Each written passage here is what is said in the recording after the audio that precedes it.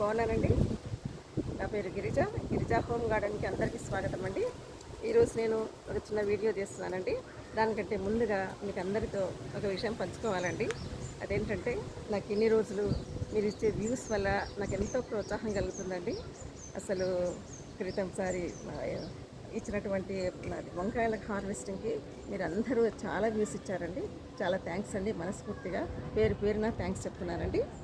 ఇంకో విషయం అండి, ఈసారి కూడాను నేను ఈ పొటాటోస్ ఒకసారి మీకు చూపించానండి.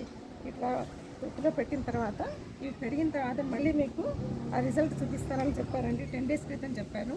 10 డేస్ క్రితం నేను ఏం చేశాను, ఈ ఆలుగడ్డల్ని ఇదే తొట్టులో పెట్టానండి. మీకు గుర్తుంది అనుకుంటాను.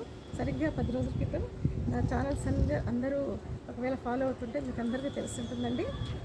ఒక 5 గడ్డలు తీసుకొచ్చి ఇలా చూడండి, ఈ చుట్టూ పెట్టాను, మధ్యలో ఒకటి పెట్టాను. ప్రతి ఒక్క ఆలుగడ్డది చక్కగా మొక్కలు వచ్చేసాయండి. చూసారా, ప్రతి ఒక్కటి వచ్చేసాయి. ఇది 10 రోజులండి. దీని ఏజ్ 10 డేస్ అంతే. 10 డేస్లో ఇంతగా పెరిగిపోయాయండి. దీనికి అన్నిటికీ కారణం ఒకటేనండి, చెప్పాలంటే ఎరువు అండి. ఇలా ఈ విధంగా లూజ్గా ఉండాలండి. ఎరువు లూజ్గా ఉండాలి, తేలిగ్గా, మనం ఇట్లా ఎత్తేటట్టుగా తేలిగ్గా ఉండాలి. అసలు ఇందులో ఏమేమి కలిపోయినా ఒక్కసారి మీకు చెప్తానండి. ఇందులో లీఫ్ కంపోస్ట్ అండి. ఎండిపోయిన ఆకుల వాటిని చక్కగా మెత్తగా గ్రైండ్ చేసేసి ఆ లీఫ్ కంపోస్ట్ పెట్టుకున్నానండి. ఎటువంటి రాళ్ళు ఏమి లేకుండా. తర్వాత టీ పొడి ఎందుకు చూసారండి, దాన్ని బాగా ఎండబెట్టి కడిగి తర్వాత దాన్ని కూడా ఎండిన తర్వాత పౌడర్ చేసుకున్నానండి. అదేవిధంగా ఎగ్ షెల్స్ అండి, వాటిని కూడా కడిగి బాగా ఎండబెట్టి తర్వాత నేను వాటిని గ్రైండ్ చేశానండి.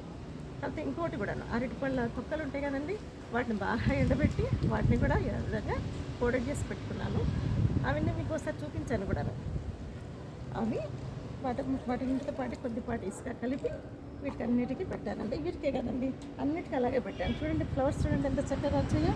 మందారం అక్కడ చూడండి పైన, అవి కూడా గులాబీ ఉంటాయండి. అటు పక్కన ఎర్ర గులాబీలు, పింక్ గులాబీ చూస్తున్నారండి, అవన్నీ వస్తున్నాయండి. అదేవిధంగా ఈ పక్క పెట్టినవన్నీ అదేనండి. మీరు చూస్తుంటారు కదండి వంకాయల హార్వెస్టింగ్ ఎంత చక్కగా చేశానో. అదేవిధంగా ఈ పొటాటో కూడా అదేవిధంగా పెట్టానండి. ఇవి కూడా కొన్నాళ్ళ తర్వాత బాగా పెరిగి పెద్దగిన తర్వాత మనకు వీటి రూట్స్ నుంచి మనకు చక్కగా ఆలుగడ్డలు తయారవుతాయండి. హార్వెస్టింగ్ అప్పుడు కూడా మీకు అందరికీ చూపిస్తానండి. ఇంకా దీనికి కూడా మీరు చక్కగా నాకు లైక్స్ ఇవ్వండి, షేర్ చేయండి. అంతే, అదేవిధంగా మీరు సబ్స్క్రైబ్ కూడా చేయాలండి. దానివల్ల నాకు ఎంతో మేలు జరుగుతుందండి. ఈ వీడియో మీకు బాగా నచ్చితే తప్పకుండా సబ్స్క్రైబ్ అందరూ చేసుకోవాలండి. ఈసారి మళ్ళీ ఇంకొక వీడియోలో కలుసుకుందాం. అంతవరకు సెలవండి. నమస్తే.